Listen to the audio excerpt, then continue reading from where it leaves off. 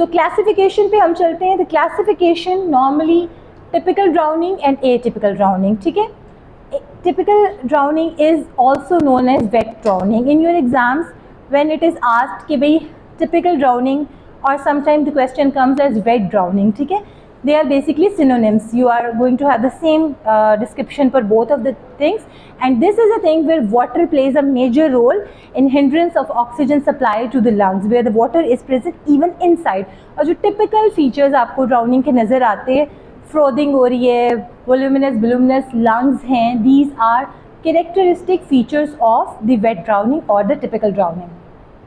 Then atypical drowning वो हम discuss करेंगे. So in the typical drowning as I told you, it indicates obstruction of the air passages and the lungs by the inhalation of the fluid, most of the time the water, and so it is known as the atypical drowning. Is slightly different from the normal drowning because in this condition there is very little or sometimes even no entry of the water.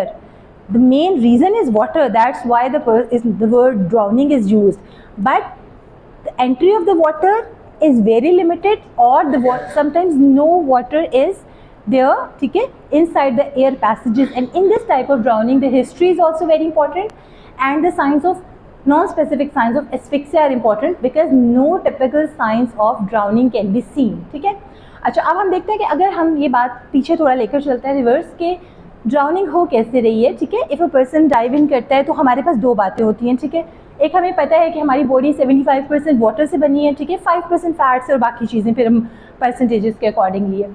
Secondly हमारी natural ब्यूएंसी है कि हम ऊपर की तरफ जब नीचे जाते हैं तो आपकी एयर ट्रैप हो जाती है थोड़ी सी अलॉन्ग विद कि आपकी टेंडेंसी है बॉडी की कि वो आपको ऊपर की तरफ लेके आती है. पर्सन कम्स अप, ठीक है, मोस्ट ऑफ द टाइम या वो कुछ बोल रहा होता है या वो कुछ थोड़ी सी हवा और अंदर ट्रैप होती है बिकॉज मुंह खोलेगा या कुछ ऐसा करेगा नीचे, या समटाइम वाटर भी अगर चला गया थोड़ा सा वो और वेट ज़्यादा हुआ अगेन सिंक होता है, फिर वो अगेन राइज होता है. और अगर उसको क्योंकि मूवमेंट्स वेरी इरेगुलर हो रही होती हैं, और इफ़ ऑब्वियसली हम नॉन स्विमर्स की बात करें तो they do not know how to specifically act in that situation. और जब वो लास्ट टाइम नीचे आता है तो at that time vestibular haemorrhages, ठीक है, होने शुरू हो जाते हैं.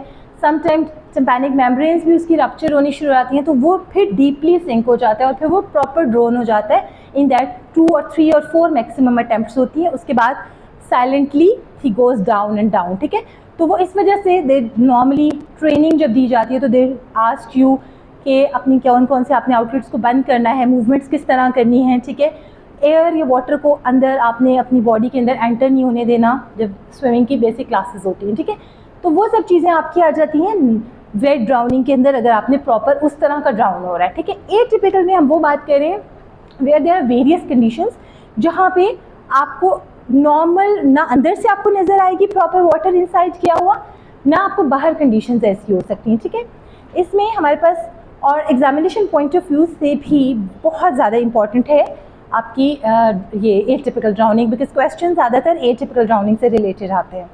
ड्राउनिंग से रिलेटेड आते हैं द क्वेश्चंस ऑफ ऑटोप्सी ज़्यादा के भी, क्योंकि जो क्लासिक ऑटोप्सी फाइंडिंग्स हैं वो आपको वेट ड्राउनिंग में मिलती हैं. ठीक है, तो वो जो ऑटोप्सी की हम आगे फाइंडिंग्स देखेंगे वो वेट ड्राउनिंग से रिलेटेड आती हैं. शॉर्ट नोट्स अगर कोई आ जाएंगे या कुछ इस तरह का सिनेरियो बन के आ जाएगा वो एटिपिकल में से बहुत आएगा.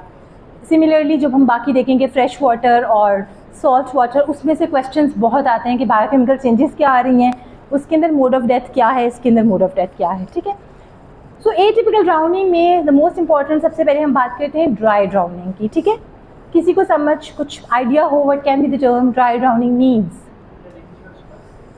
That can, very nice. ठीक है, बिकॉज आपकी इसमें एंट्री होती है. ठीक है, हमने कहा था कि थोड़ी सी एंट्री होती है वाटर की, ऑलमोस्ट बिल्कुल एंट्री नहीं होती.